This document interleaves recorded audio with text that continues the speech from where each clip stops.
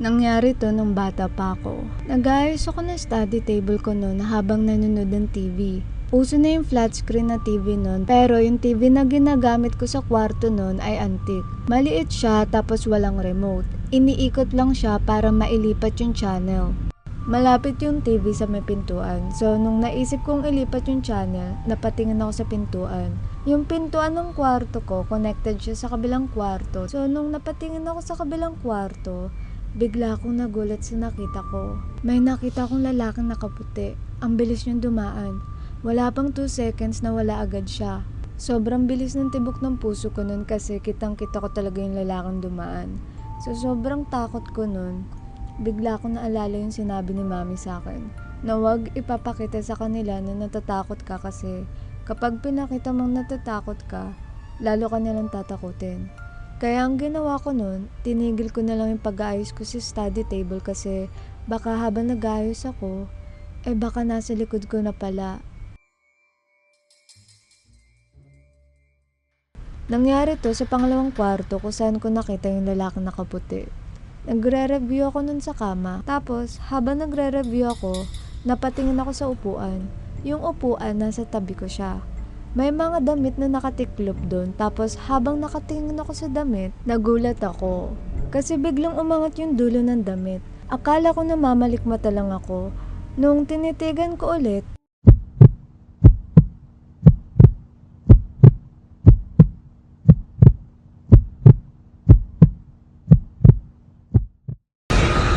Teka, masyado ka na ata nalilibang sa panonood. Bago kayo pagpatuloy ang story, mag-subscribe muna kayo para di kayo multuhin. Okay, balik sa kwento. kinabahan na ako pero di ko na pinakita sa multo yung takot ko. Kaya dinedma ko na lang na parang walang nangyari. November 1 na madaling araw na nangyari to. Mga 1 AM nun. Kumakain ako sa dining table kasi nagising ako sa gutom nun. Sa dining table may malapit na bintana. Tapos may salamin sa harap ko. So habang kumakain ako ng tinapay na may Milo, may narinig ako. Akala ko guni-guni ko lang pero nung napakinggan ko na maigi, natakot ako nun kasi imposible magkaroon ng tao sa labas ng bahay. At imposibleng kapitbahay kasi walay kami sa kanila. Ganto siya. Ito yung bahay namin tapos may bakod. Mahaba siya pero di ko nasasabihin kung gaano kahaba. Tapos, kalye.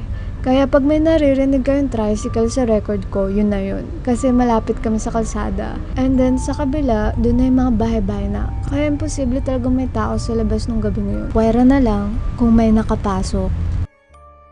Natakot na ako sa narinig kong boses kaya di na ako nakainom ng tubig nun. At tumabi agad ako kay mami. Gusto ko sana sabihin sa kanya yung narinig ko, kaso tulog na siya.